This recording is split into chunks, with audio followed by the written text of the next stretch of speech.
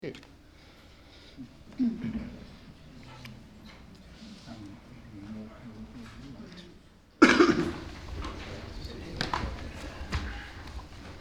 declare the meeting open. We have an apology from Alderman Warren, and I understand Alderman Walker will be joining us shortly. Item 2, confirmation of minutes for the 24th of February as circulated, be taken as read and confirmed. Thank you, Alderman Hughes. Seconded Alderman Ewington. All those in favour? Carried unanimously. Mayor's communication. I'd like to table significant meetings during the previous 3 weeks. Thanks, General Manager. Apart from that, I've nothing to report. Item 4, Council notes the workshops on the 2nd and 10th of March and the agenda briefing on the 13th of March. Thanks, Alderman Blomley. Seconded Alderman Kennedy. All those in favour? Carried unanimously. Item 5, declarations of interest of Alderman or close associate. Alderman Kennedy. Yes, Mr. Mayor, item 11.5.1.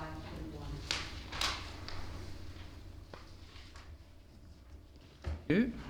Any other conflicts of interest? Thank you. Item 6, tabling of petitions. General Manager. Thank you, Mayor. We've received 2 petitions in the last week. The first petition is titled Rezoning in Sandford and is a non-complying petition. The petition is non-complying because it was circulated as a paper petition but submitted electronically, but more importantly it doesn't request any particular action from Council. Alderman Jones. Yes, Walker. Just read that for our information without necessarily tabling. Because it may be of interest to... The subject is identified as rezoning in Clarence, and then under the section that says we, the undersigned, petition the Mayor and Alderman of the City of Clarence 2, is left blank. Oh, is it? So there's no action requested. So how many signatures do you like, Mr. Mayor? 1, 2, 3, 12. Thank you. So I think it's a matter of writing back and letting them know that we're unable to take it because it didn't ask for any action. Yes, and we'll provide the guidelines as well in terms of what a complying petition needs to achieve. Thank you. The second petition, Mayor, is from 279 signatories. It's a petition seeking a review of the current traffic management and pedestrian safety arrangements in the Bellerive Village retail/commercial precinct, and 2, as part of this review, engage with local business owners and residents to ascertain the level of support for traffic calming and pedestrian safety measures. The petition is a complying petition and will be reported on at either the next meeting of Council or the meeting after that. Thank you. Moving on to item 7, public question time. 7.1 and 7.2, there's no business. 7.3, answers to previous questions on notice. General Manager. I think there are 2. Yes, there are. Thank you, Mayor. There are 2 questions on notice that are responded to in the agenda, and I'd propose that those be taken as read. Thank you. Item 7.4, questions without notice by members of the public, and I note that we do have deputation time as the next item on the agenda. But if there are any questions without notice? Thank you. We move on to deputations then. General Manager. Thank you, Mayor. The first deputation tonight is Ms Kerry Scrambler in respect to the South Arm Oval Master Plan.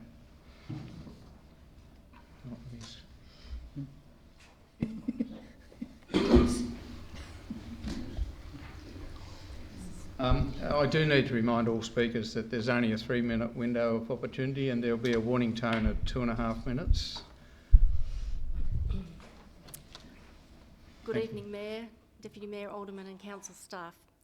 I'm representing both SAPRA as lessee of the Community Centre and the South Arm Peninsula Men's Shed.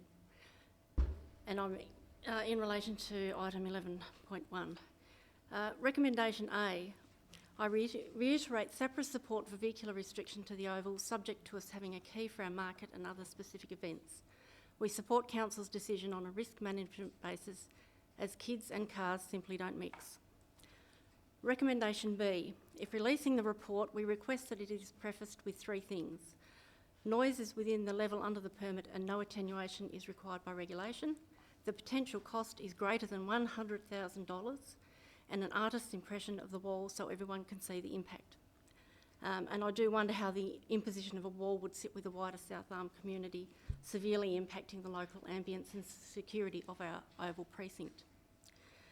Not to mention their thoughts on using over $100,000 of our rates, which would be far better invested in projects that benefit many more in our community. Men's Shed hat on. My biggest concern with recommendation C is its critical impact on this project. Need and wide support is well established, as the last update to you demonstrated. The Shed Committee is committed to lodging an application to the Tas Community Fund by early September. A lease application is already with Council and a final design and DA are being worked on, both of which may be advertised, giving the community ample opportunity to comment. As well, I will add that the Shed Committee is also talking to locals to canvass any concerns so they can be addressed in that planning process, our own planning process. The master plan process takes things through July and likely well beyond, once inevitable further reports and consultation are done. This means the lease and DA cannot proceed until the master plan is finalised, taking it well beyond the Tas community deadline, which requires council approvals and support to be in place. Should this motion tonight be approved, then the South Arm Men's Shed requests council also approve that the background leasing and DA applications can proceed with any approval subject to the shed aspect of the master plan being finalised. And I also remind you that Council's age-friendly strategy states to continue to support and facilitate the development of men's community sheds across the city. Having been part of and still enduring the skate park process, I'll quote you from one of our Men's Shed members. Kerry, I hope this won't take years like that did. Some of us may not live to see it built. This comment's backed up by a letter of support from the South Arm Pharmacy, which I'm happy to share with you.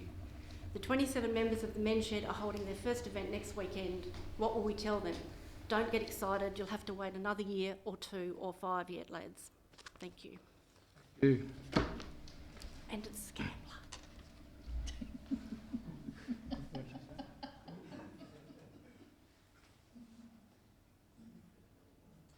The next deputation is from Jamie Kent.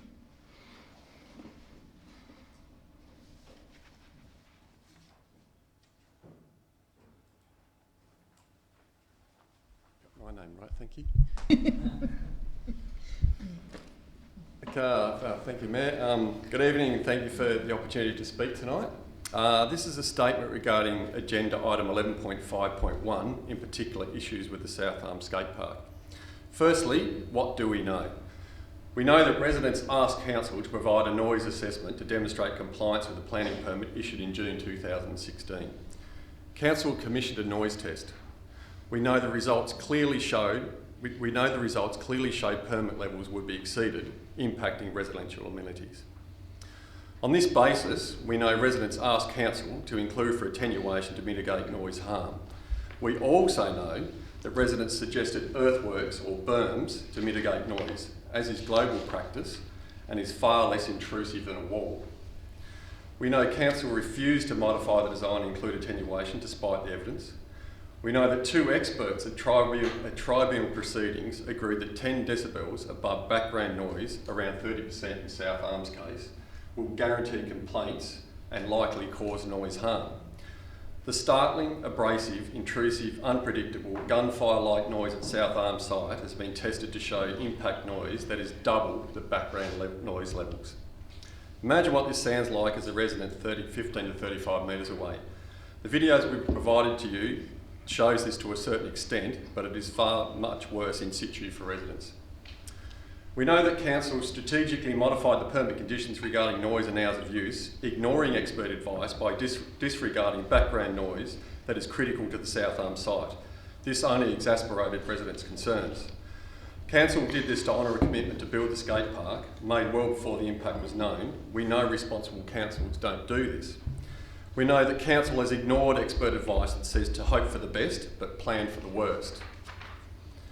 We know that Council is claiming compliance based upon a misguided permit and post-construction noise tests. Both ignore the impact over background noise as advised and agreed by 2 experts on the matter. We know passive surveillance, so highly regarded by Council in tonight's agenda item 8.3, is actually in fact being done by the same residents impacted by the noise. So what do we want? The latest recommendations do not go far enough to show that Council is committed to fixing the noise harm that they have created. We want authentic leadership to fix this problem, not avoidance. We want to see the commitment Council staff made in December 2019 that residents would be happy with Council's solution honoured. We want noise assessments like that done by JTA Consulting to be not guided by Council permits or Mr Tertz's expert data. We want engagement, we want consultation. The noise is causing environmental harm. It is not going away, and likewise, we are not going away. Thank you. Thank you.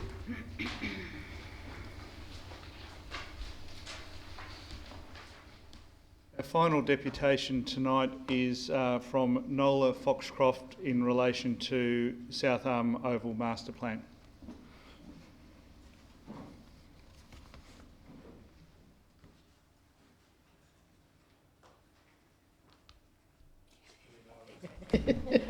Not very tall. Thanks, Ian. Mr Mayor and Deputy Mayor, thank you for the opportunity to address Council in relation to the agenda item on the South Arm Calverton Oval. My name is Nola Foxcroft. I'm the Secretary of the South Arm Calverton Hall Association, hence my interest in this matter. I think it's important that you should know a little of the history associated with the hall and the oval. Up until 1996, the hall, oval and tennis court were privately owned by Alma Calvert. In 96, Alma decided to deed this area to the council on the clear understanding that the association the place would always be managed by the local community. So the South Arm Calverton Hall Incorporated was established and an agreement made between that association and the council, whereby the council would lease the area to the association. So that's where the association stands. Under the agreement, there are 2 clauses which I think are very important to this issue before you tonight. In brief, they state 1, the association is to ensure that any activities conducted on the land should firstly and foremost take into consideration the expressed wishes of the South Arm community and secondly the community at large. So our committee is charged with finding out what the committee want and acting on that. The second point that I think is very important is that says this: the association, I love the wording, may quietly enjoy the said land and the rights therein without any disturbance by the council. Well, at a meeting of the Hall Committee to consider the draft concept traffic plan, I suggested that we conduct a ballot of all our members to establish what their position was in relation to this. However, a motion to advise council that the association support... You need to wind up, I'm afraid. All right. So very quickly, I then started to survey everything at the council, at the skate park. I've made over 100 visits at varying times between 10 a.m. and 10 p.m. to assess what the situation is in regard to the traffic and to noise, but that's another issue. And I have found that the matter of traffic there is very small. We'll have to leave it there, I'm sorry. Okay, thank you.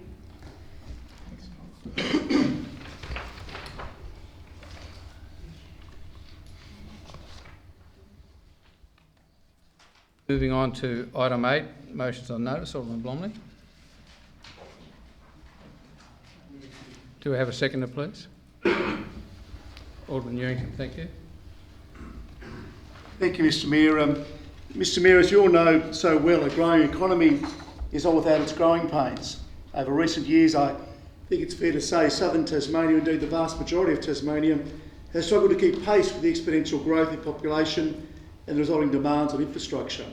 But one obvious area, because most of us experience it each and every day, is the ever-increasing traffic congestion in the Greater Hobart region. As colleagues are aware, in the lead-up to the March 2018 state election, the Liberal state government identified this issue and, as part of their policy manifesto, unveiled a bold policy contained within their Greater Hobart traffic solution. As we know, the centrepiece of this policy was the commitment to have key infrastructure in place to address traffic congestion by 2022, with a key initiative being the establishment of a new Derwent River passenger ferry service between Bellerive and Sullivan's Cove. We also know that contained within the much lauded Hobart City deal that in 2019, last year, advanced investigation into landside and port infrastructure requirements and market testing was to be undertaken, and further that a business case was to be developed by 2020-21. Now, as outlined in the October 2019 Hobart City Deal implementation plan, the state government, in concert with both the Hobart and Clarence City Councils, would have responsibility for this. And this point is also highlighted by the General Manager in his comments in our agenda papers this evening. Mr Mayor, frankly, there's been a great deal of talk from state government and there's been a great many promises. But sadly, we haven't seen a great deal of action in this area. By way of background, this isn't a new concept, far from it. During the 2017 Pembroke by-election, the then Liberal endorsed candidate and our colleague, Alderman Walker, who's arriving now, was reported as saying that he would be an advocate for the long-mooted service between Kangaroo Bay and Sullivan's Cove if elected to the Legislative Council, but said an expanded network should also be investigated. And I think, Mr Mayor, that Alderman Walker had it absolutely right.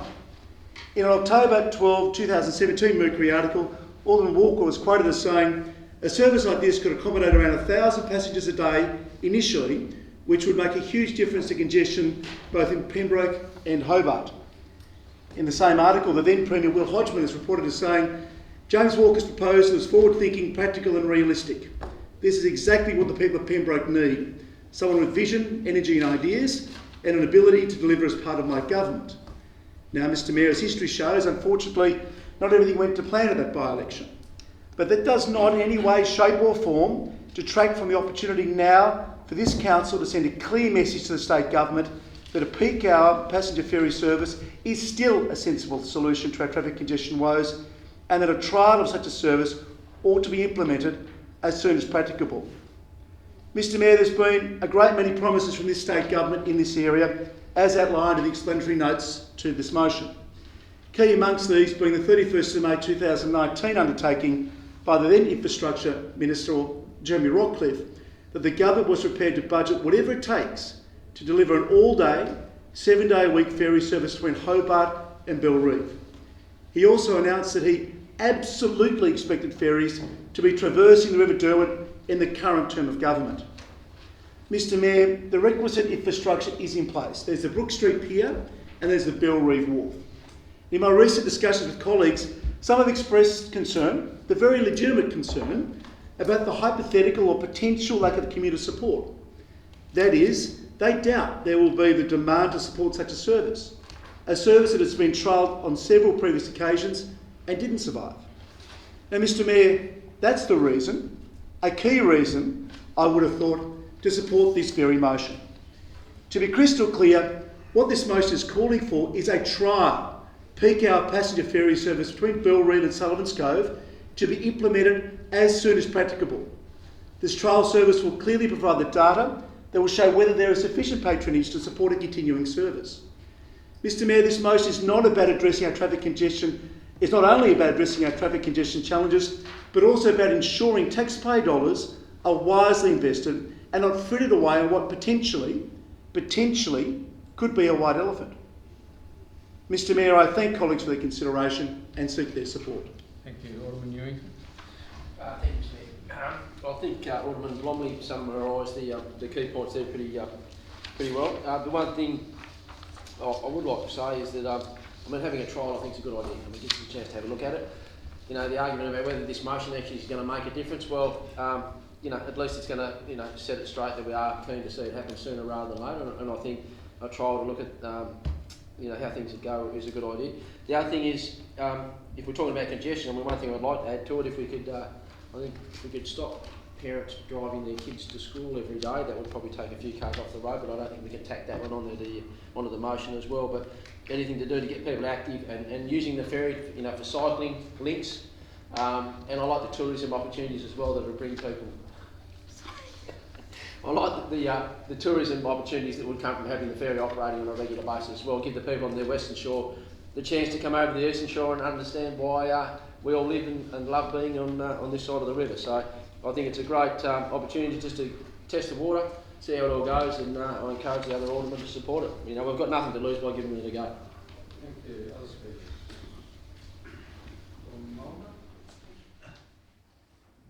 I won't be supporting this motion. I think this motion is just vacuous grandstanding.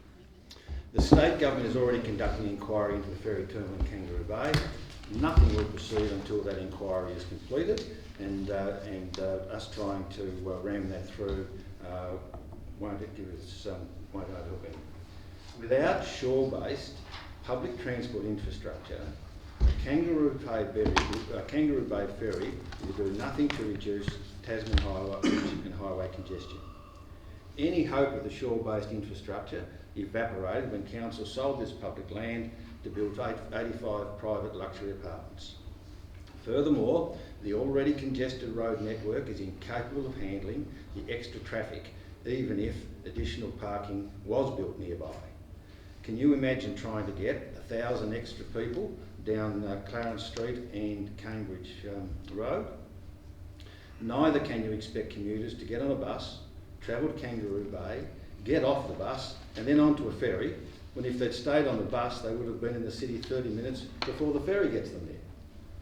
When I raised this issue with then State Growth Minister Hidding, he suggested that Metro would stop running buses from Rosny to the city, thereby forcing people to use the ferries.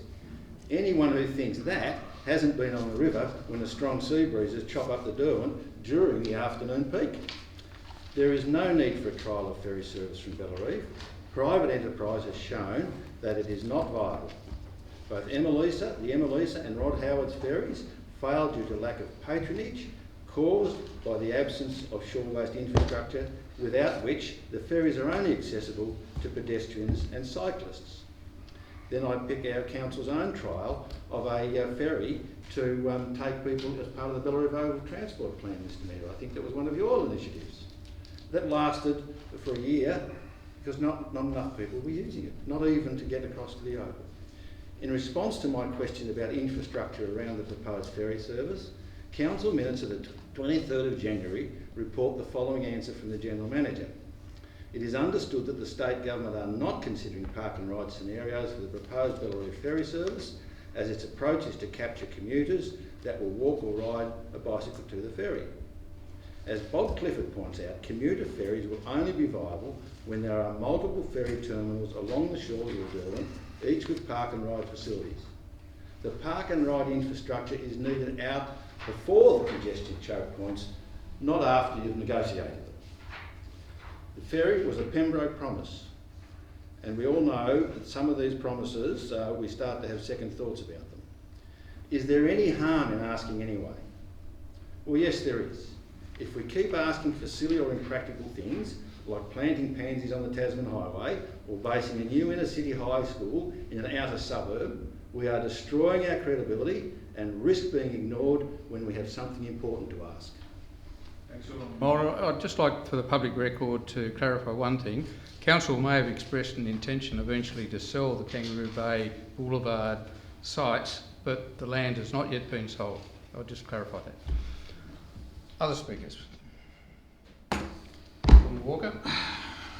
Yes, look, I've obviously missed some of the colour and movement of tonight, and my apologies for that. But, you know, in the wise words of John Hannibal Smith from the A-Team, I do love it when a plan comes together.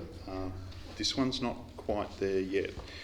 But yes, the Walker Ferry plan was taken to the Pembroke election. It was a colourful feast of democracy. Despite Labor's claims at the end of it that the plan had been abandoned, I can assure you from a Minister Hitting press release that they hadn't. It's government policy to be pursuing this, so that we're supporting government policies is not a bad thing. I'm not going to vote against a plan that I've previously, put that much work into. By the way, a couple of things. You couldn't get more conservative than this. It's a trial, and it's not us going out there going, let's trial this with some of them fancy-looking ships from some Sydney, ferry provider at X dollars. This is about seeing if there's underutilised stock in Tasmania and going out to tender. Could it be a complete non-event? Possibly, but you'd learn from a trial, and again, you wouldn't be sitting there with a fleet of boats that you own. It's a very conservative concept, as is the concept of doing it at peak hours, and that's what it was about. So the government are moving ahead with this, and I'd encourage aldermen to not say that you're against this, which is effectively what you're kind of doing if you don't support the motion. But it would be fair if in the summing up, if you're looking for some comfort around it, because one of the key points about that time, and I would disagree with one of the other aldermen's comments here about things falling down by the wayside. I can tell you the other thing that was taken by me was the East Derwent Highway upgrade, and lots of money's going into that planning as we speak now. But back to this, one of the things to look for, one of the key things about that plan at that time was around the competitive tender process. It's really important that you're not picking whoever to do it, but if you're going to do a trial, do it through a competitive process, see what the options are. They might be too dear to be viable. I don't think they will be, because I think there's some underutilised craft there. But it's just that, it's a trial, it's not a hard use of infrastructure, and at the very least you'll get a big bag of I told you so's to throw at me if it turns out not to work out the way that I think it will. But we've got traffic issues, we really should be giving this a trial. Please support the motion.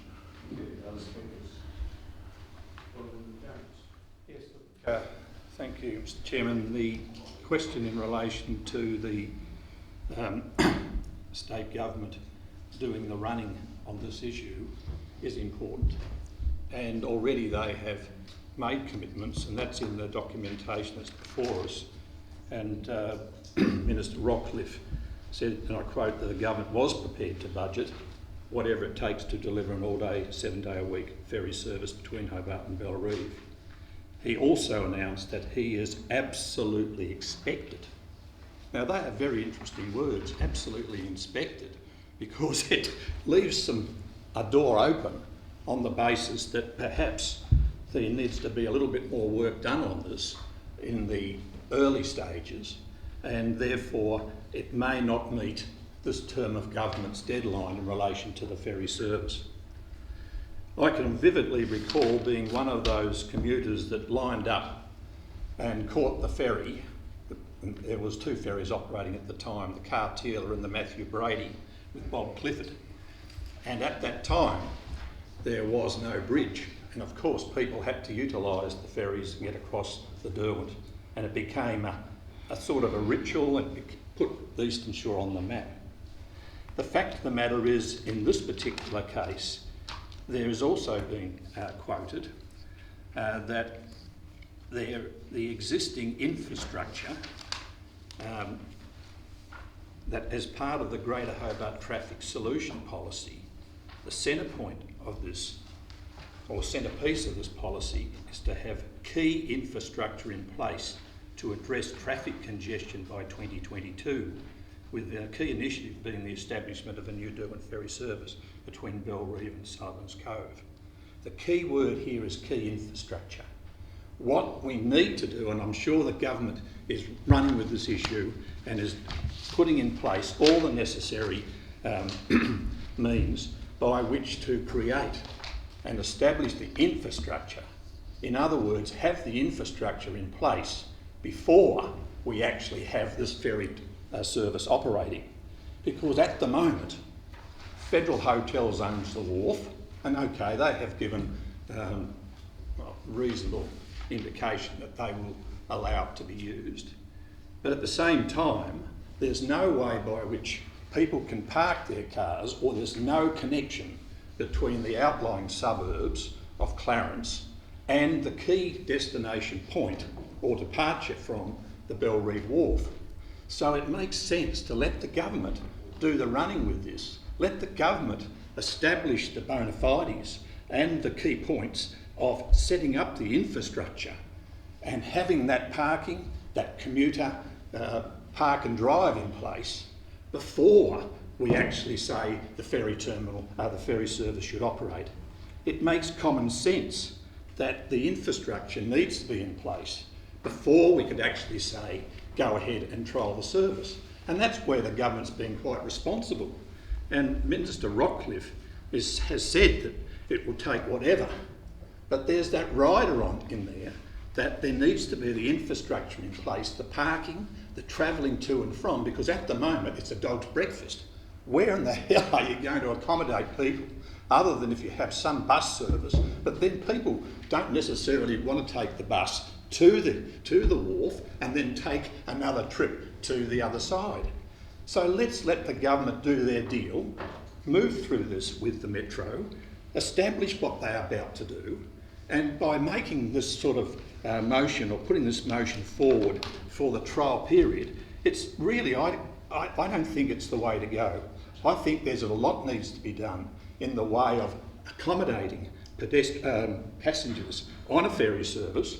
First and foremost, not putting the cart before the horse, as this is what it's basically doing, is saying instigate a trial peak ferry service.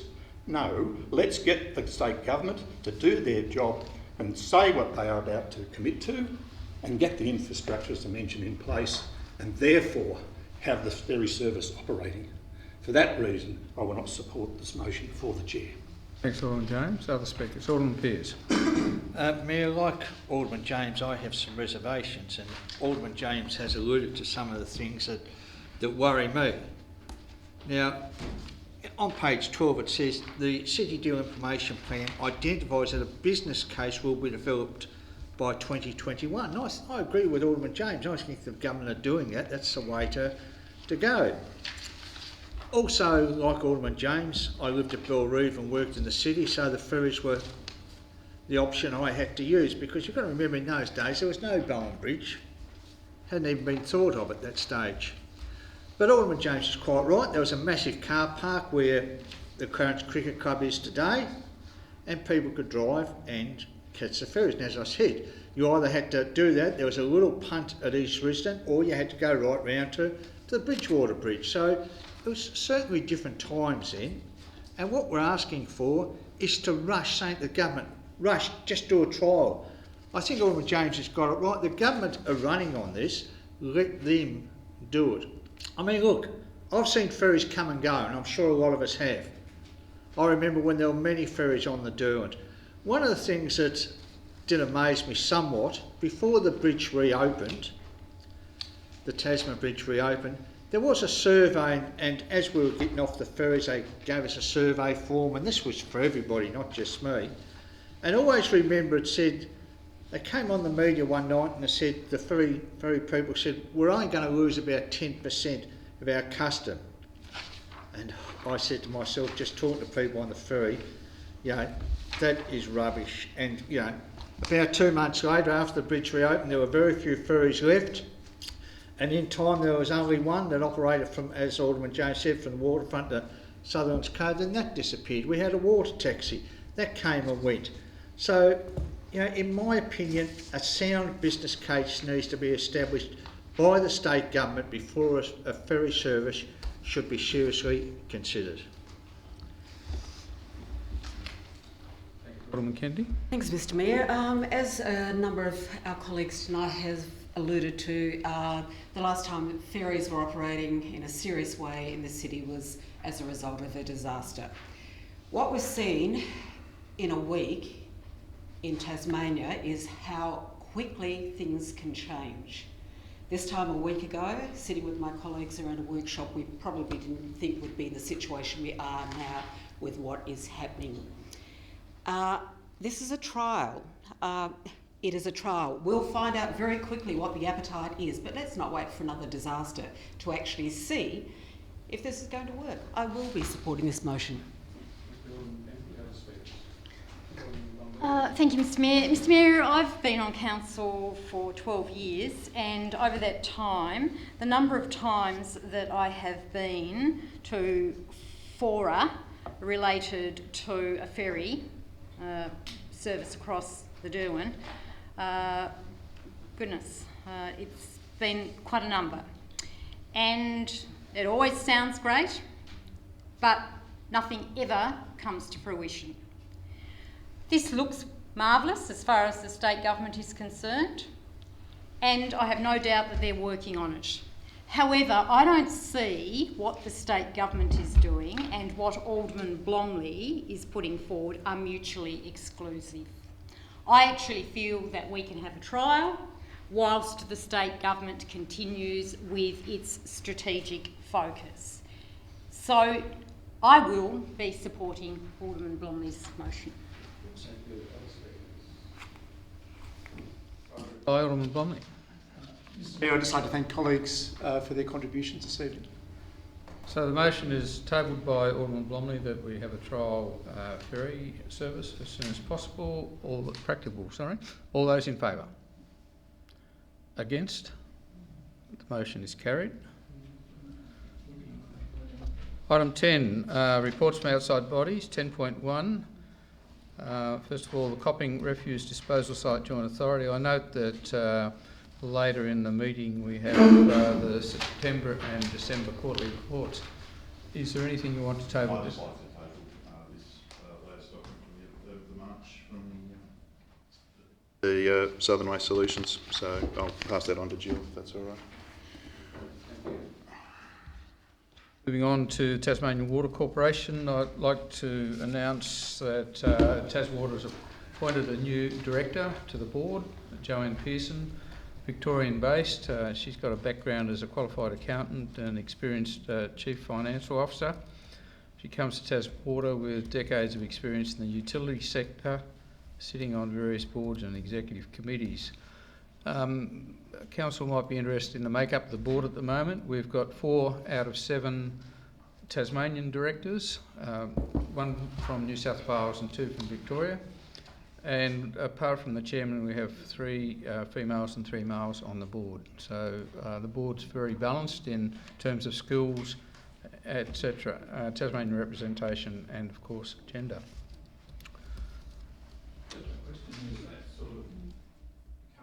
Top heavy with bureaucrats.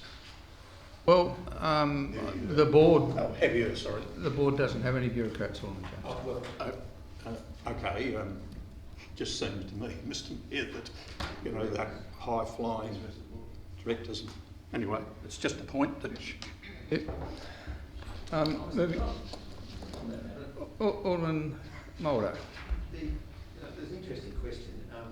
First of all, as discussed on Friday's workshop, can you advise whether this is an additional director, and if so, is it on skills-based basis? In other words, the board was lacking the skills and has... Thanks, Alderman Mulder. The board size is actually 7 directors, according to the Constitution. This was a position that was filled on rotation. The previous director had completed their term of service, so this was a replacement. Sorry, the second question? Skills-based. This position is identified as a potential replacement to head the Audit and Risk Committee on the board, and so the whole board is very much skills-based. There is no representation on the basis of any other factor. Any other questions on the Taswater report? Thank you. Moving forward to the Greater Hobart Committee. We do have a meeting of the Metro Mayors tomorrow to further progress the agenda there, but at this stage there's nothing further to report.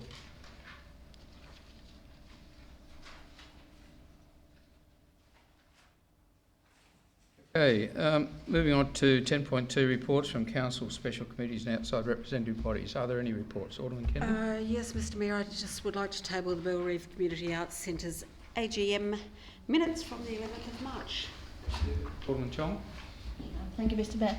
I'll table the Cultural History and Event Special Committee minutes from December. Other reports? Thank you. Reports from officers, 11.1, that the information in the weekly briefing reports of the 24th of February, 2nd and 9th of March be noted. Thank you, Alderman Blomley. Second, Alderman Newington. Any, Alderman James? On the weekly briefing report of the 24th of February, with regard to the page 12, update to residents on vehicular access from survey at 17A Frederick Henry Parade. On the attachment, or on page 13 of 22, there, question 1, 6 in favour, 3 against. Question 2, 6 in favour, 1 against. My question through you to Mr Graham, if he's able to advise me, or in fact the General Manager, if he can clarify. What numbers were actually dispatched? And this is a fairly low turnout from my expectations. Perhaps you could elaborate, Mr. Through Mr Mayor, I think it was either 21 or 23 properties along that section of road. So, given that, was it bold enough to say that question 1, 6 of those, or correction, 9 responded and 7 responded to question 2? Am I reading this correctly by this survey, or have I missed something? Through Mr Mayor, no, that is correct. It's as was reported to council. Getting all terms of their council report. Thank you. Any other comments on the weekly briefing reports? In that case, I'll put the motion that the information in them be noted. All those in favour? Carried unanimously. Thank you.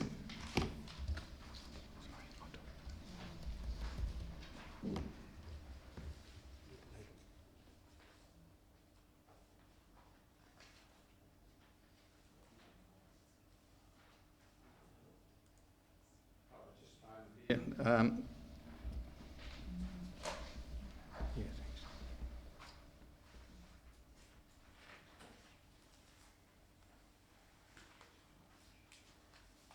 I'd just like to take this opportunity, and I hope you don't mind, Kat, to introduce Kat Danjari, who's recently been appointed as the Executive Officer of the Greater Hobart Strategic Partnership Committee. So for those aldermen that haven't met Kat before, welcome to the meeting, Kat.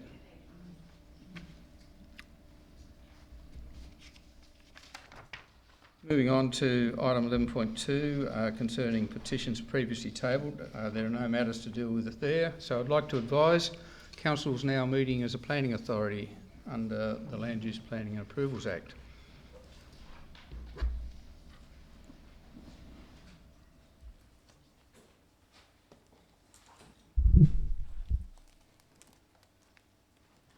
(11.3.1) is a development application at 1063 Cambridge Road for a concrete batch plant. If I could have a move and seconder, please. Thanks, Alderman Mulder. Seconder. Thanks, Alderman Ewing. Alderman Mulder. Thank you.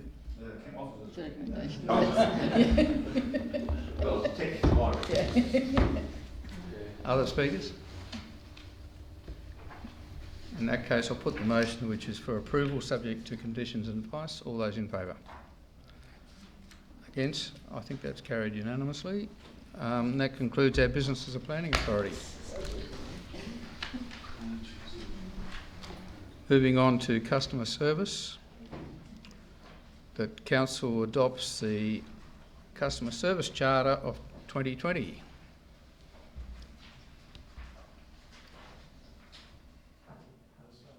Alderman Pearce, thank you. Alderman Kennedy, seconded. Do we speak to it? Alderman No, I Pearce. think we've discussed it, Mayor. Alderman Kennedy. Other speakers? Put the motion that we adopted. All those in favour?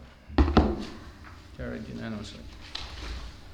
Moving on to asset management, the South Arm Oval Master Plan for March 2020. Recommendations for A to D. Could I have a mover and a seconder, please? Thank you very much. I'll hold the movements. Thanks, Alderman Kennedy.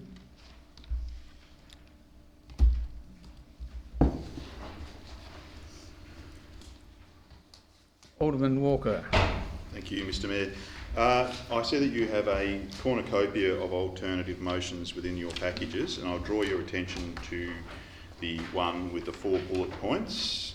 Do we have a seconder, please? Alderman James, I'm sorry.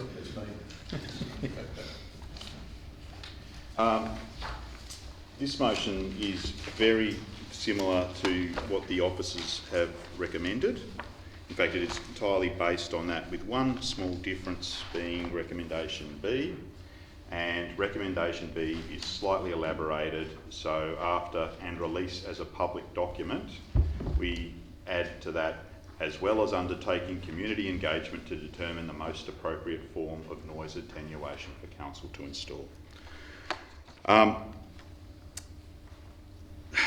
Because I believe we've got a duty to reduce the impact that's resulted from the council's decisions and where we've ended up on this facility.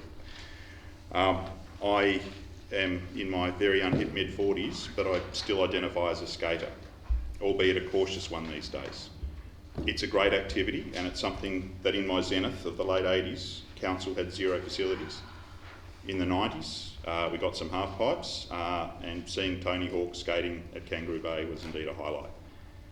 And I again want to say how proud I am of the previous council unanimously endorsing the Kangaroo Bay facility. It's brilliant, and whilst there have been some antisocial behaviours, I've never received a noise complaint. From a skating perspective, this whole fiasco really hurts when you think about the opportunity costs now and in the future for the money spent to date and what we could have built alternatively for that money. We could have built 2 facilities for where our current sort of $500,000-ish spending is now, and still had change. But as we're aware, we didn't get this report done for no reason. We got this noise report done because at the beginning, as council embarked in this process, it was a shaky situation as to whether it was going to comply or whether there were going to be concerns. There are real problems, and that's why the report was commissioned, and it's identified a range of things that I think the community will be interested to read. There is scepticism in a big way around the TERTS reports, but even using that as the baseline, the report that was done does identify big concerns. So I wanted to be, again, conservative, and that seems to be my buzzword for the night, like my fashion, around this alternative motion with that small tweak to the officer's recommendation, because the bollards and those things are eminently sensible. But the problem with the officer's recommendation is it gives a exit that you can drive a Mack truck through to basically just shrug your shoulders and walk away, as if council should have no responsibility and no accountability about dealing with noise issues associated with this facility. So the motion I have got before us, again, by adding that word to release as a public document, as well as undertaking community engagement to determine the most appropriate form of noise attenuation for council to install, telegraphs to the community that we haven't just shrugged our shoulders, that this is something, seeing we've got the report done, that we will be going ahead and looking into. So I'd encourage your support. I'm also aware that sometimes peculiar things happen around this table. So if this ends up being a 6-all vote and the other one goes through alternatively 6-all, I foreshadow that I'll be trying it again and seeing how I go. Thank you. And by saying, and following on from Alderman Walker, may I say that on page 97 of the officer's report, 9.3, there is support from the South Arm Calverton Hall Incorporated, SAPRA, and the immediate local residents to install some means of limiting vehicle access to the Oval. And that has been obviously documented and recorded within the paperwork here. The other matter that has also been addressed in the officer's report is on the same page 97, and at 9.5, the JTA Health, Safety and Noise Specialists Noise Modelling report has advised a wall on 3 sides around the skate park with a height range of 2.5 metres to 4 metres will provide the greatest acoustic reduction to nearby residents, unquote. So we've had a report from the specialists that was sought on the basis that the community wanted to know as to whether or not there were some concerns about noise emanating from the skate park. And it's quite clear from JTA, Health, Safety and Noise Specialist, that there is a problem and therefore there needs to be something done about it. In the motion that Alderman Walker has moved, and he has categorically stated in Part A, Council install those vehicle barriers as per the officer's recommendation to prevent vehicles access onto the South Arm Oval. I've been down there on a number of occasions as early as January this year, and there have been vehicles on the oval adjacent to the skate park, and there's been a number of those vehicles there that have been obviously been driven there because of the proximity to the skate park. The other comment that's been made in the recommendation that Alderman Walker's put forward is that it notes the receipt of the JTA Health Safety Specialist and release as a public document this to the public in order for the public to be able to scrutinise the report and therefore be sure about what the experts have said in relation to what sort of attenuation, mound or wall, acoustic wall, ought to be installed.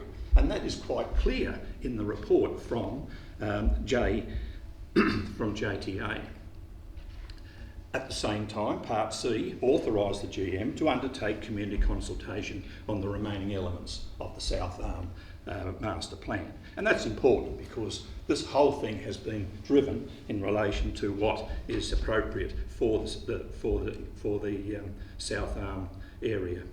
In conclusion, the experts, not only the council officers, Mr Mayor, have said that it's necessary to install vehicle barriers. The experts, as far as acoustic purposes is concerned, have said there needs to be some attenuation wall to obviously to with concerns regarding the noise coming from the skate park.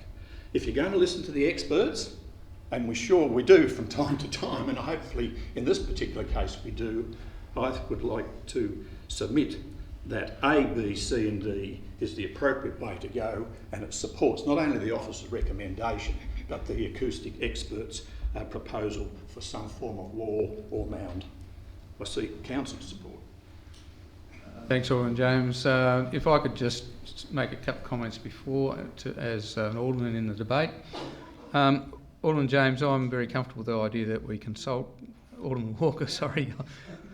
I'm very comfortable with the idea that we consult the community on the audio. Yeah.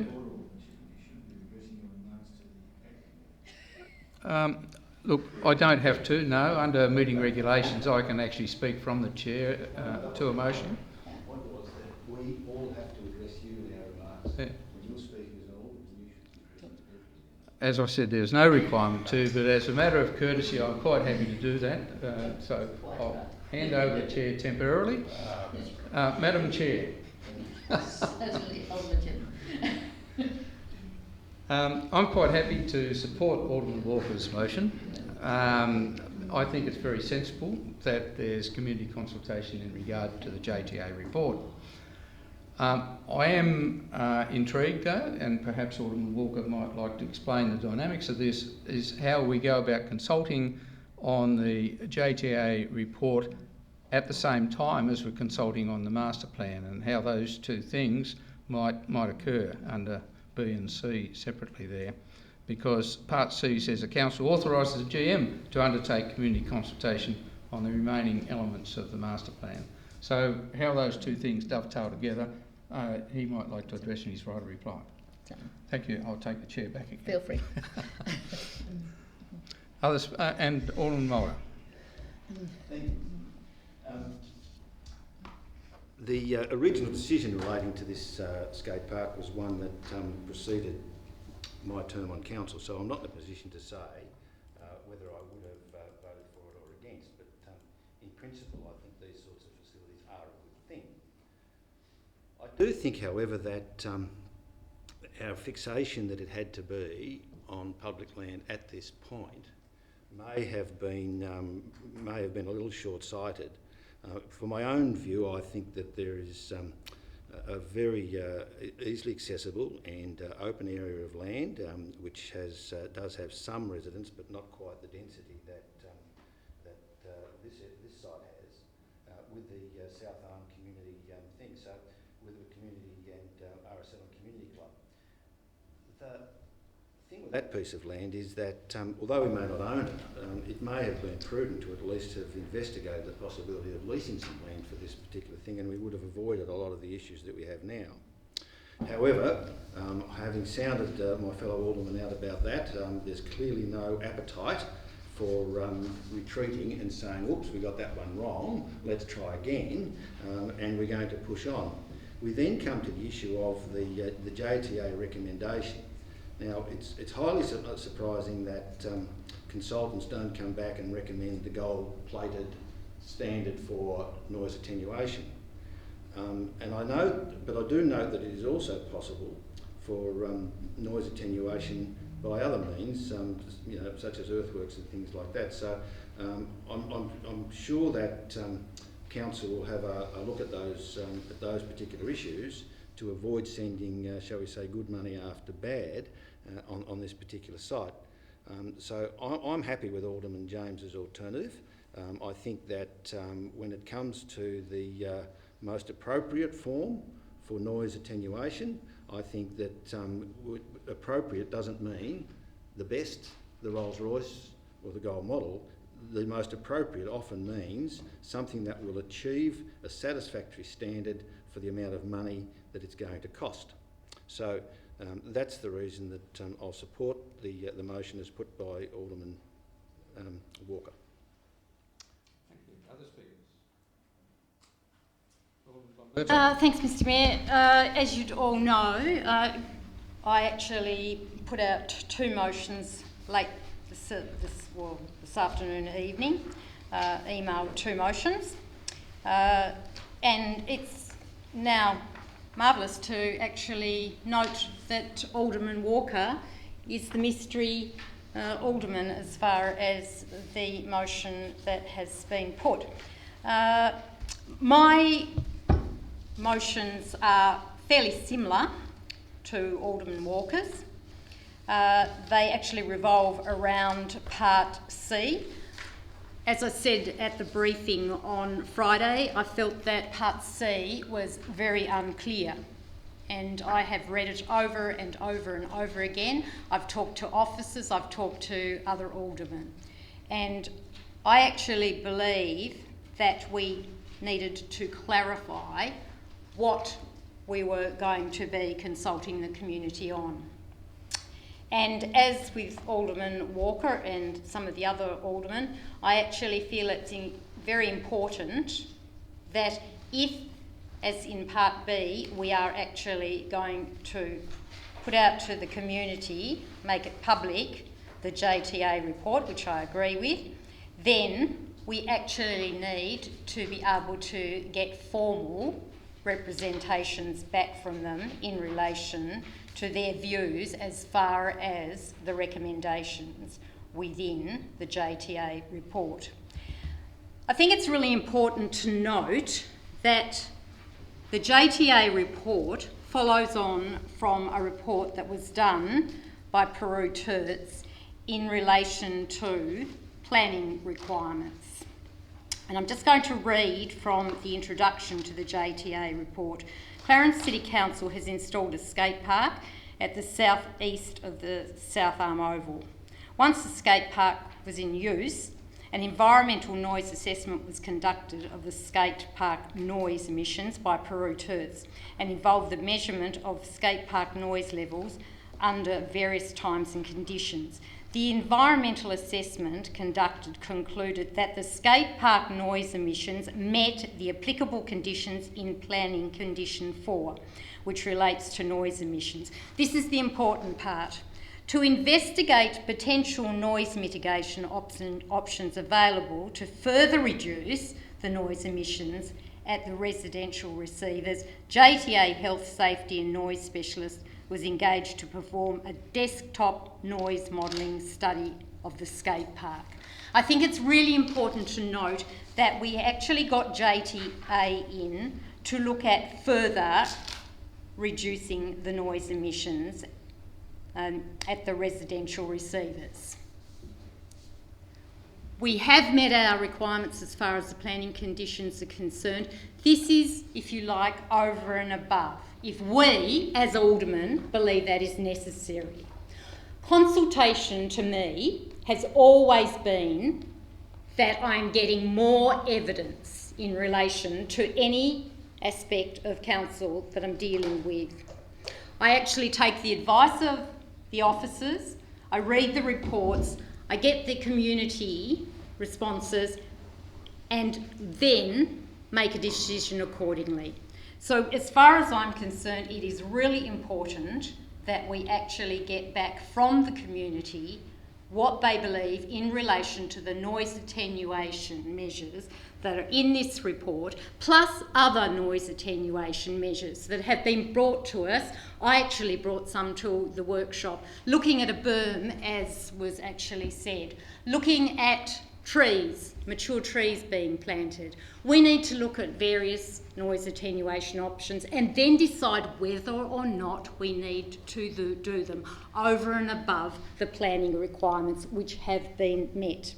As far as Part A is concerned, I believe it's incredibly important that we immediately actually put those barriers in, because there are safety issues, they've been brought to our attention, and if we have any issues in relation to an accident of some sort, then we are going to be liable. So that to me is incredibly important. So I will be supporting Alderman Walker's motion because it is very similar to mine. The only other aspect, I had two motions which I was looking at putting one or the other. The other aspect is I do not understand... I'm sorry, you don't have the opportunity. I'll leave it. Other speakers, Alderman Ewington. Blanks in. Yeah, look, I think we've got a pretty good position moving forward on this one, argued by Alderman Walker there. The only one I'd like to ask is, if we go with this one, does it still allow the men's shed guys to proceed with what they're doing? Well, perhaps that's a question for right of reply. Part C is what it is. But look, I wouldn't want to see. I mean, I hadn't considered that issue that Nola raised tonight. But I mean, I think if they're ready to go, I mean, are we going to say, well, you've got to wait till we do the? Well, I think it's reasonable to ask the staff when can the, notwithstanding the master planning process, when can the med shed go ahead? Is it possible to do it without the master plan?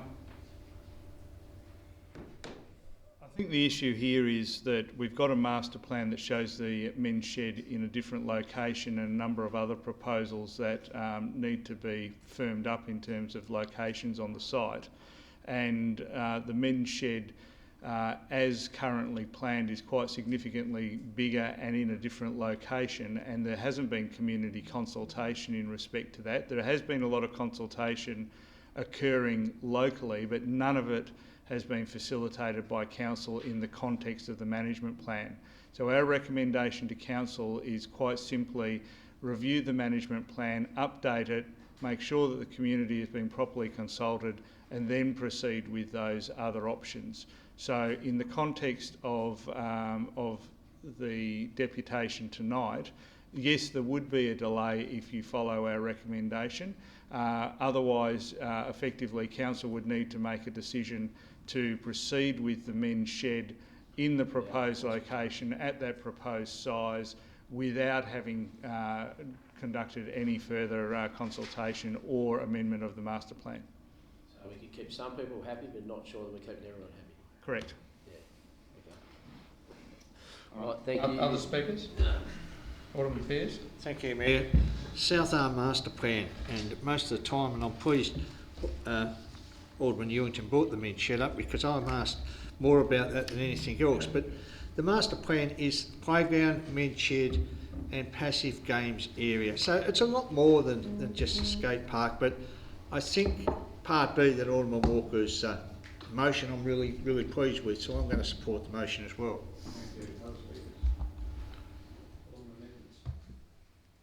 Yep, I'm in support, and I think we've got to be acutely aware of the noise that this is making.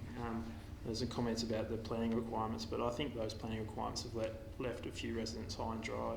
So I think anything we can do to elevate discussion about attenuating this noise is good, because it's a serious issue.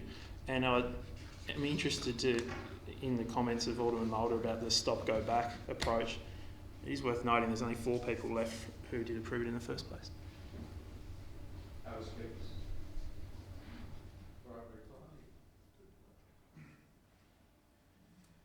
Look, I thank everyone for their contributions. It's a real conundrum, and I think contributions have been pretty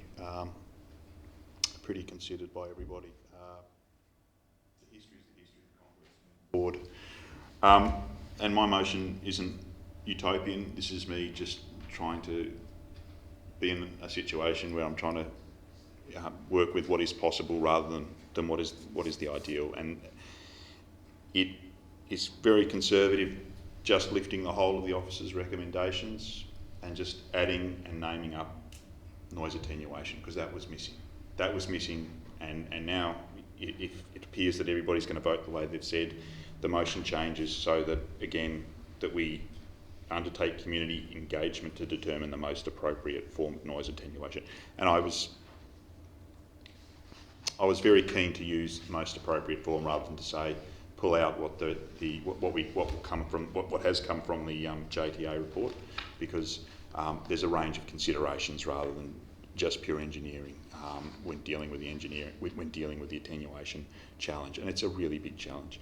I want to put on record, my thanks to the local community, because I think that affected residents have been very, very patient with council, and they've been that way on the basis of believing that this, rather than just some blokes coming around on the weekend and whacking up a big wooden fence, that this would lead to a, least worst or best, if you like, form of attenuation that most seats that needs. There are challenges, and we'll see if this can meet it. I do take on board Alderman Mulder's comments, but I'm just trying to work with what I thought was possible here tonight, and I think that this does that reasonably well. So I ask you to move forward with it, and I would note that the Mayor talks about one consultation somewhere else. Note that I did use the word engagement. We're talking to the community. We're not just going ahead and doing it exactly the way that we think's best. So it is totally within the width, the scope and the imagination of our staff to be doing both B and C at once. Please seek your support. The motion is put forward by Alderman Walker. All those in favour? Carried unanimously.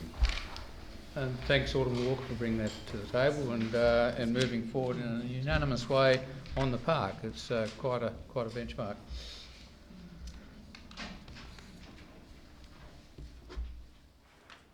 Moving on to governance, 11.7.1 is that Council endorses. Yes, Alderman Kennedy, welcome back. That Council endorses the Youth Advisory Committee amended constitution. Moved Alderman Kennedy, second Alderman Jones. Sorry? Happy to second. Thank you. Alderman Kennedy, did you wish to speak to the amended constitution? No, thank you, Mr Mayor. Alderman Jones? Other speakers? the motion then that we endorse it. All those in favour? Carried unanimously.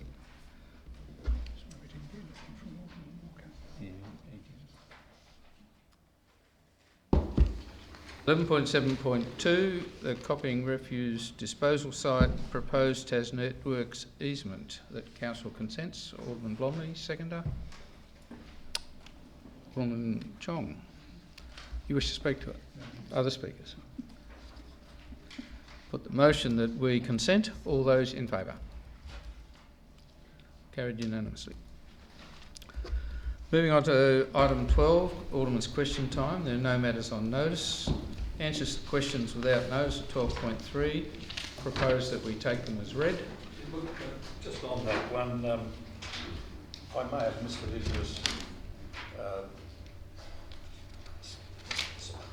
these numbers of emails that come out and so on, and would it be kind enough to send me a copy in relation to my answer under 12.3.1 to my email address, please? I may have missed it. So it being in the minutes is not good enough? We can send you an email, sure. Any other comments? We will take the rest as read and move on to 12.4, questions without notice. Alderman Mulder. Two. The first one relates to the Kangaroo Bay Hospitality School. Citing an over-reliance on Chinese students, UTAS has announced major reductions in course offerings. Has there been any communications regarding the Kangaroo Bay Hospitality School? And if not, does the Mayor think it appropriate that maybe we should make such an inquiry? Mr Sadler, you're able to advise there. Yes, through you, Mr Mayor. Yes, there has been communications with UTAS just recently, with Shannon Broad as well. And they're still working together on the business plan. My second question relates to the current crisis, but maybe emergency is a better way, relating to the coronavirus.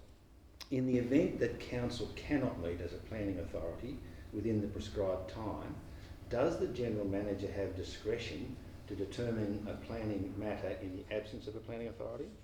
Or does council need to approve such delegation? Thank you for the question, Alderman Mulder. In the context of council sitting as a planning authority, I understand the state government is currently considering whether it needs to legislate particular changes to the Local Government Act to deal with the coronavirus situation, but we're unclear on what those measures might be at this point in time. In respect to actual delegations, council officers have delegation to approve planning matters in certain circumstances already, and as Alderman would be aware that any planning matter that's listed for a refusal or has more than one objector, then those matters automatically come to council. So there's a limited number of planning matters that are not captured by delegation at this point in time. The purpose of my question was to find out how we would navigate it, should it be that, for example, the next council meeting, the next council meeting, for example, if we're in a situation where some of us may have the virus and be in home detention, we may not have a quorum for a planning meeting, even if there is one. So if you don't have a quorum for a council meeting, you can't sit as a planning authority. What do we do in those circumstances? So the answer to that question, it goes back to my initial statement that we are awaiting advice from the state, which I understand should be considered this week, in terms of what alternative arrangements they will put in place. So the two principal issues for under the Local Government Act for councils are the requirement to have a council meeting at least once every 4 weeks, and secondly that those meetings must be conducted in person. So once that issue is dealt with, then that will give a clearer idea of just how planning matters might be dealt with. I was just sort of suggesting that maybe if the council were to provide an exceptional delegation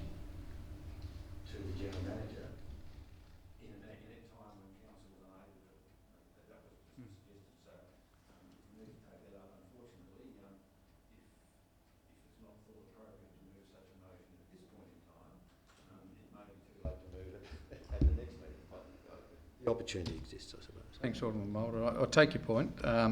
We will take advice, and I think that isn't there if council's not able to deal with this, application in a certain period of time, isn't there a fallback on the general manager? There's a fallback on the manager city planning to be able to resolve that planning item under delegation. Yes. Yeah. Okay. Sorry, I've misunderstood. Okay, Alderman Kennedy. Alderman Newington. Alderman Walker. Yes. Look, we've touched on this in previous times, and I again thank Council last year for how we talked about what we'd do around Victoria Esplanade in the landscaping space. We are approaching the budgeting time, and again I just want to, I think for the public record, just get some comfort around the fact that whilst designs might not have been finalised, that there is still an intent that there'll be a budget component around that area. I can certainly answer that in a preliminary sense, and Mr. Lovell may wish to, Mr. Graham may wish to add some more detail. Council officers have been working on not only a landscaping plan, but also the initial stages of a master planning process for the Victoria Esplanade area right down to the fort. And it was our intention to bring that to a workshop in the next few weeks to a month. Second question relates to an email I and other aldermen received on Friday the 15th of March, on the 13th of March, inviting us to a event on the 15th of March with the Clarence Climate Action in partnership with Living Well Clarence in Heemskirk Gardens. So sounds like that was an event with part of council working with a non-government entity.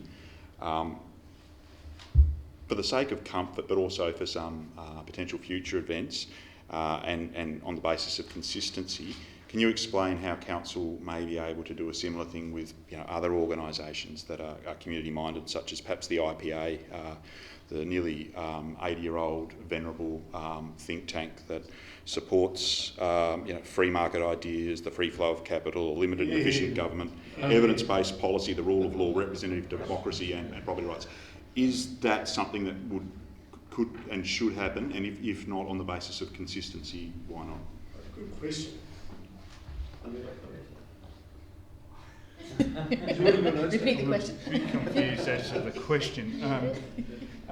If I understand the question correctly, if I can summarise and tell me if I'm correct, that the question is, should council be supporting community groups in terms of different events and actions in the community? Is it? Well, I'm just saying that there's an example of one, and I just want to have comfort around the fact that if other venerable institutes or entities wish to come with us, that we'll be able to potentially partner. And we're talking about things that have impact on people's lives and well-being. I'm going to answer it from a process point of view. The usual way that would occur when it's gone to all aldermen is if council wish to adopt a position on that, one would normally expect a notice of motion to be raised, and if it's supported by a majority of aldermen, then it will be supported. It's not a decision that officers would ordinarily make. So supplementary, that didn't seem to happen in relation to this event on Sunday. My understanding was that all aldermen got a copy of the invite. Yeah, and of course, there's nothing to stop individual aldermen from attending in their own right. Alderman Pearce. Mayor, from a ratepayer, the land just down from Fairway Rise on the far side of the road, and there's a big sort of mound of dirt. Who owns that land, please? I don't need to know now, but could I be... I think I can answer that. It's part of the state government owns it, and it's identified for a slip road onto the Eastern Tasman Highway.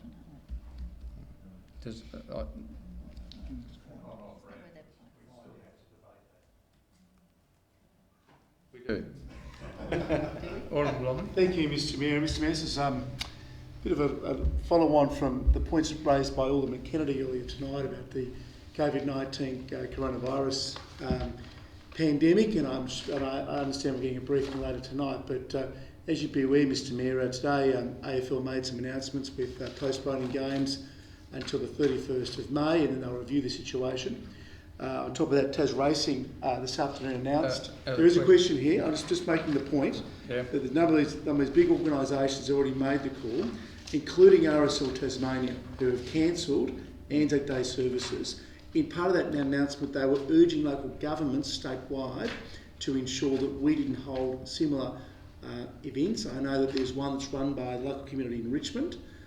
So I'd just like an understanding as to what our position is, because it hasn't been officially communicated to Alderman. Just so we've got something on the record, please, as to what our position is and what sort of communications or how we're communicating and through which channels to the residents and ratepayers of this great city. I think there's a communication late this afternoon in it. regard to... No, I think it was late this afternoon, but I asked the General Manager to convey the intent of it regarding events and... Thank you, Mayor. Thank you for the question.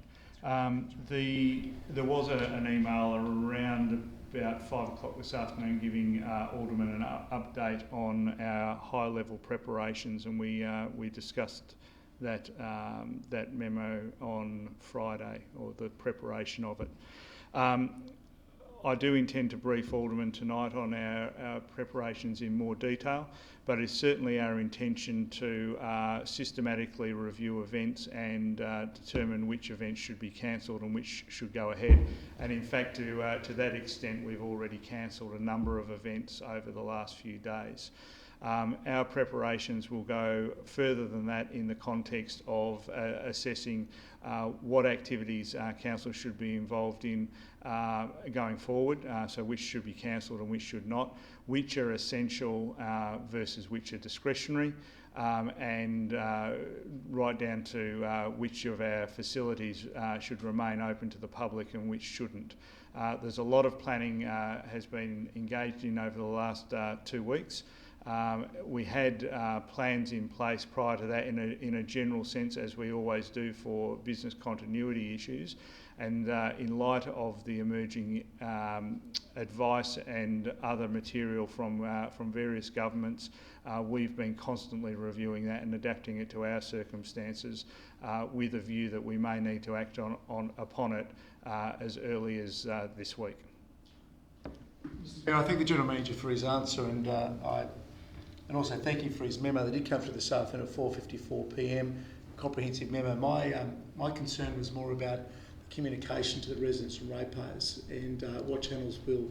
I mean, Clarence, you'll say is just not sufficient in this sort of situation. I understand also it's ever evolving. I totally appreciate that, but we've got to try to stay ahead of the curve here in communicating to our residents and ratepayers. I might ask Mr. Sadler to address that. I can certainly address it in a high level of detail, a high level sense.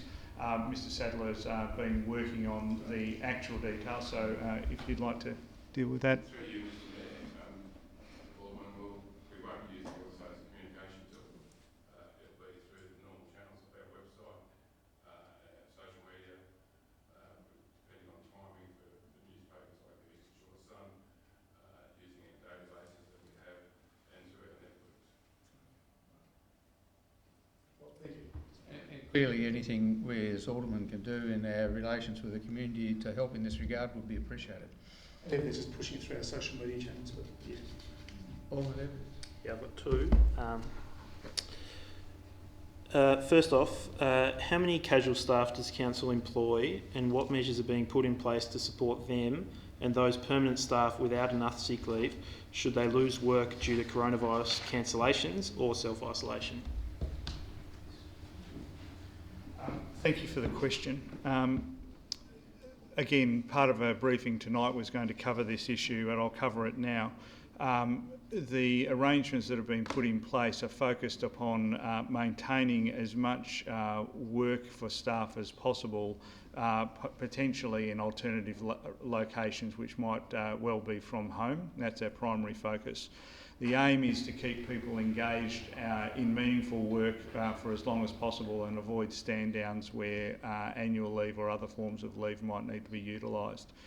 In the context of casual employees, my discussions with the HR manager have been that in terms of numbers, I believe it's around 70 to 80 casuals. And for a significant number of those, they are what we would refer to as regular casuals. For the purposes of our COVID-19 arrangements, we will treat them as part-time employees and maintain their income as consistently as possible.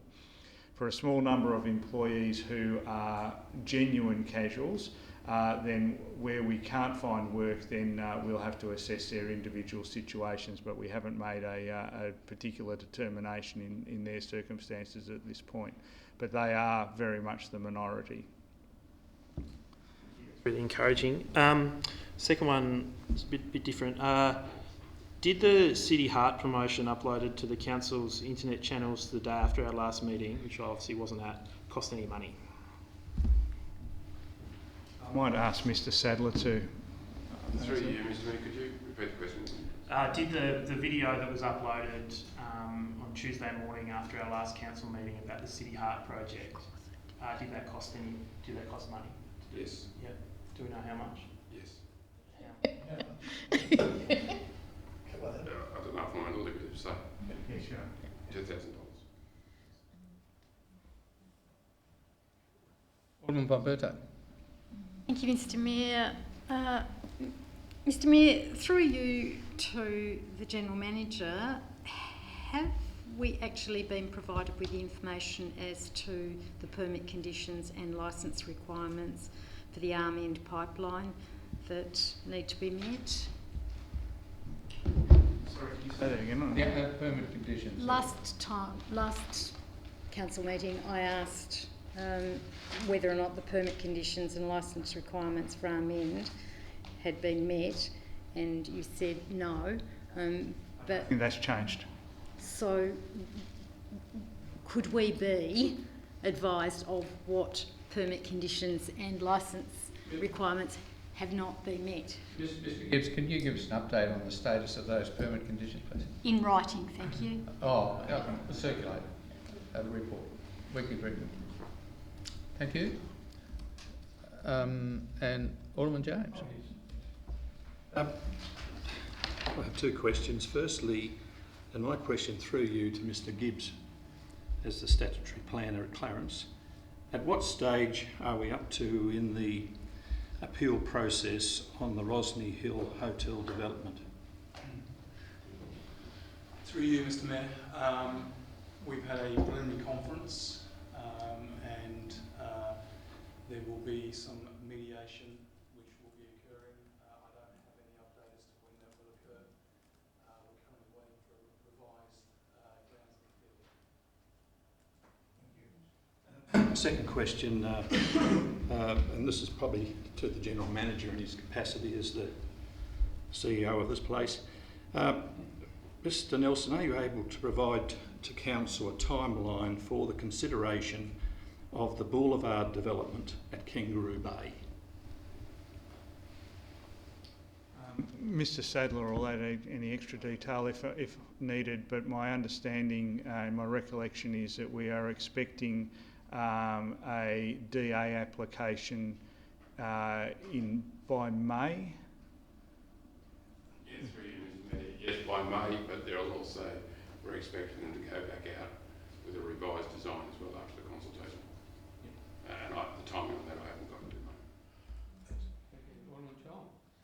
Thank you, Mr Mayor. A small matter, but as I've been driving around, I've listened to a number of times to comments being made about the problems with supermarkets restocking shelves because of restrictions on times that they can actually access supermarkets to make deliveries, and I know we do put those kind of conditions often on our planning permits. And my question is, have we received any such requests to stock, because we know we all need toilet paper, to change those delivery times while this particular COVID-19 situation is causing shortages, and do we have a policy to deal with it if we get such requests? Thank you, Deputy Mayor. Through you, Mayor. My advice is that there are no restrictions from a planning point of view on any of the 4 supermarkets in our city. They are free to take deliveries at any time of the day or night.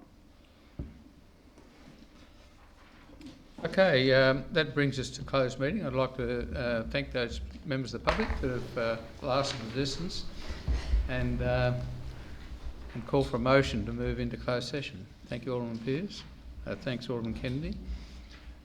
All those in favour? Against? Carried.